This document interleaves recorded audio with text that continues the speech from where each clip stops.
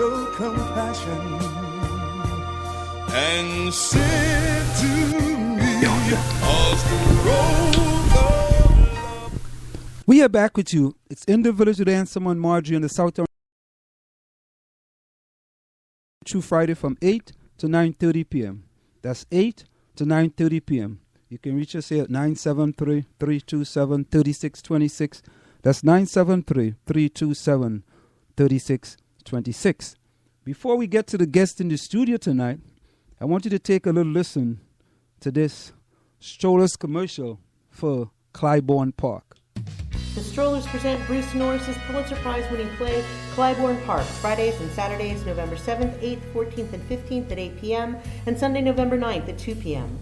Sunday matinee will be sign language interpreted for the hearing impaired. All performances at the Bergdorf Center for the Performing Arts, 10 Durand Road, Maplewood.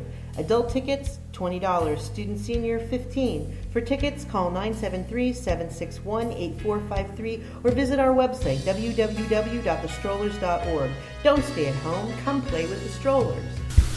Well, welcome to In the Village with Anselm and Marjorie. Welcome Cindy Ross, director of the Clybourne Park, Judy French, and Glenn Albright. Welcome back again to In the Village. So how are you doing this rainy night? Pretty good. Can't complain. Yeah, okay. Staying out of trouble. So let's start with you, Cindy. This is the play called Clybourne Park. So give us a little bit. The play is by Bruce Norris. Yes, it's so by Bruce Norris. It won a Pulitzer Prize and a Tony.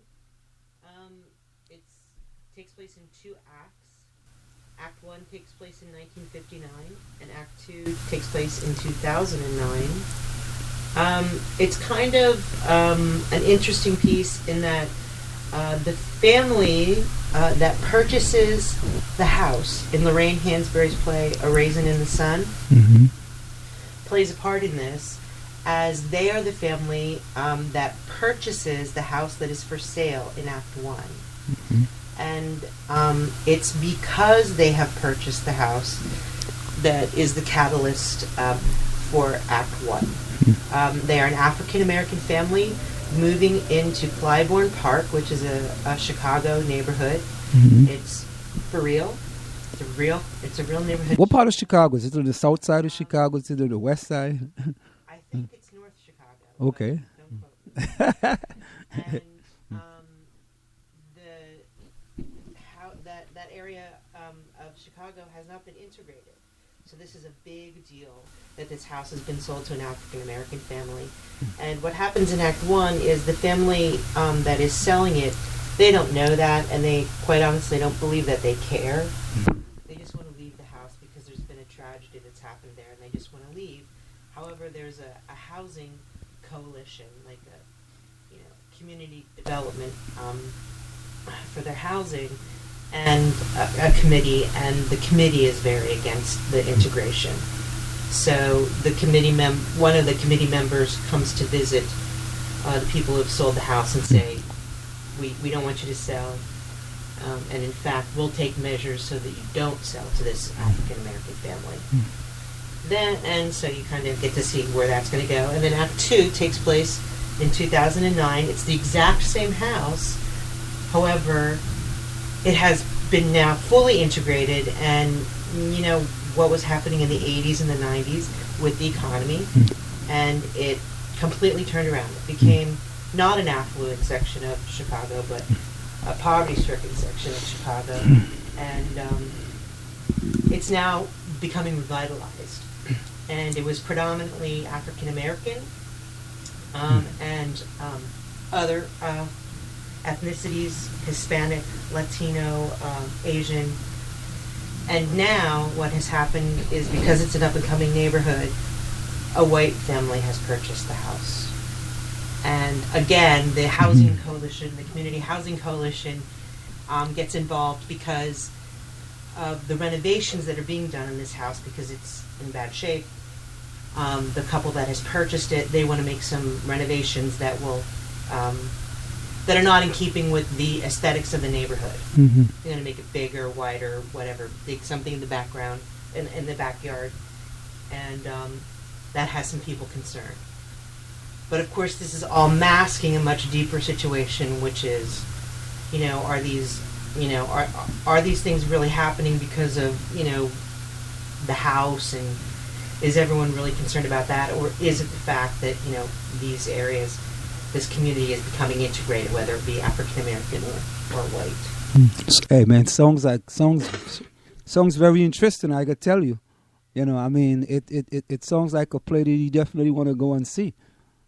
Absolutely. So Judy, you are the costume person. Oh, so what exactly is a costume person doing? Well, my job is to help create these help bring out these characters through their costumes. Mm-hmm. And so I have to be sure that I try and understand the characters themselves, and then also dress them appropriately. And what's really fun about this particular play is it's the same actors in both acts, but different people. And so, which is fun for the actors to do, I think, and then it's also fun for me to try and costume them and make sure that they're totally different people when you come to act two. So it's really fun to.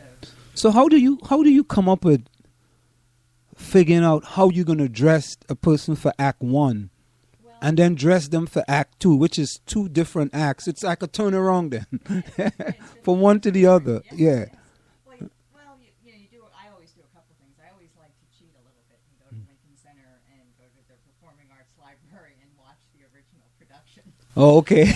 That's helpful. That's helpful. Gives me a few ideas. Yeah. Of how, perhaps how it should be. And then you do research. You go online and you go to the library and you pull out books and see what people wore 50 years ago. The contemporary part is, it's a lot easier to do that.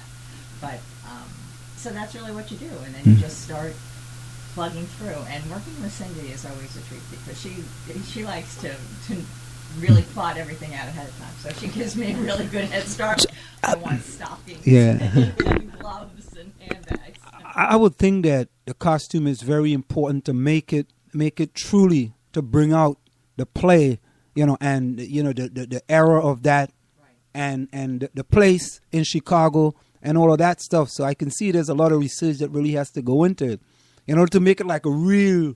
Right, you want them to be as true to the period as you possibly can be. Yeah. And it's it's challenging and it's fun to do. Now, how many costumes do you have to do? For this show, there's 7 people. Is it 7? Right. So we need 14. Yeah. Or 14 costumes. Right. 1, 2, 3, right. 4, Got 5, that. 6. 8. There's 8. It's actually 8. Yeah. It doesn't come on until the end. He's Very end. He's a surprise visitor. Yeah, he is. No, I know the director, and we're going to get you in 1 minute, Glenn. I see Glenn is percolating over there. He can't wait. Oh, I'm here. The director is Cindy Ross. Stage manager is Felicity Selby. The producer is Fran Schultz. The production director is John Mendel Fitz. Mendel Fitz. Yeah. Mendel Fitz. The set design is Phyllis Kessler. The lighting design is Leah Milkarek. Costume is Judy French. The props mistress is Yvonne Perry. And the song design is Molly Todorova. Now, we have with us, coming back with us again, is Glenn Albright. The last time you were here, you were the director. Yes. This time you are an actor. Yes, this So time. are you a man of all plays? So tell us a little bit of what you're doing in this play, Glenn. Well, I'm playing 2 characters. One is Russ in Act 1, and he is the owner of the house who is selling it. Mm-hmm. And in Act 2, I play Dan the handyman, who is coming to do renovations at the house. And it's very interesting. So you're the owner, Yes. okay? And you're the one that's selling the house to the black couple. Yes. And now you're the handyman who is repairing the house for the white couple that's moving in. Or are you repairing the house for the current owner who's moving out? No, I'm going to help restore the house and do some work for the new family who just bought it. Okay, Yes. okay, all right. It's so intriguing. Yeah. So you're the handyman, and then you were the owner of the house. Yes. All right. Just in reverse. In Act 1, I'm the owner of the house. And then in Act 2, I come in as the handyman who's going to help with the renovations. So is there any part of the play where as they actually went out and hire you in order for you to be the handyman? Or No, you don't see that in the course of the play. Oh, okay. Okay. So that's pretty good. So Cindy, just tell the audience a little bit about, what are you going through in order as the director of the play? What's going through your mind? What are the things you like to see? No, before I say that, how did you pick the people to star in the play? Well, strollers, they have an open audition policy, and usually what happens is they have 2 evenings of auditions, and then there's also another evening of what they call callbacks.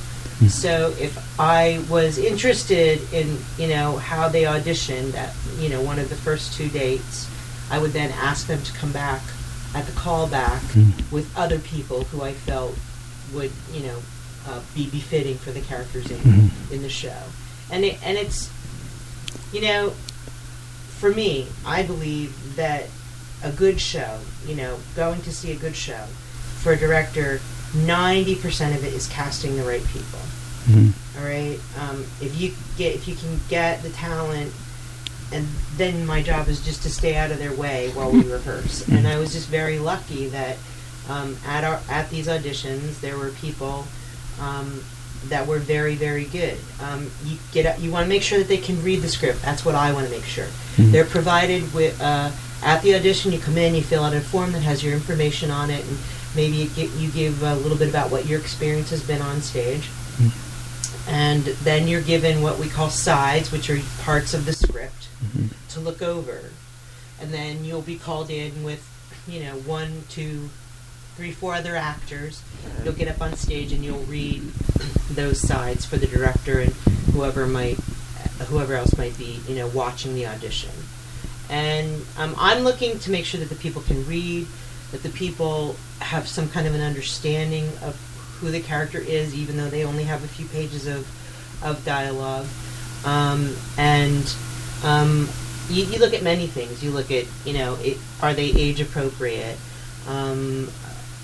Will they look good as a couple with another person on stage? All sorts of things. Read into it. If it says that repeatedly that the wife is referred to as a blonde beauty, it's helpful if the woman is blonde. Of course, if she's not blonde, we put away with her all as well. But she You always make them. Where they refer to the young boy in the show as, tall and lanky, it would be helpful if the young man that showed up was tall and lanky. Now, of course, this doesn't always happen, and you don't necessarily need it for every show, but that's what I look for. Then I call them back at the callback and mix them up and see who works. No, do you have any part other than the director? Do you actually you have any acting part in the show? No, I would never ever do that. So you don't you only direct. You don't act. I do act, but I don't act and direct at the same time. Oh, okay. So I would never put myself in a show that I was directing. It's too complicated. Now, Glenn, for you, how is this different than being in? I guess you used to be in Cindy's shoe, where you actually was the director. Now you are actually an actor. How is it different? Well, for me, it's easier. It's easier. Yes, because Cindy has everything on her shoulders, from making sure that the lighting is correct, to blocking out the whole play, to really helping the actors develop these characters, working with Judy for costumes, any kind of sound effects she might want or need. Before we even start rehearsal, she has to put a rehearsal schedule together. And then the week before we open, she's dealing with what we call Tech Week, where the entire set is built to her specifications, and then we're rehearsing it for that entire week and putting in all the elements, including props that have to be used during the show. And it's really wearing a lot of different hats when you direct. Me, I just have to worry about learning about these two characters and their relationships. Now, you are acting, right? Yes. sometimes don't you think, like, you know,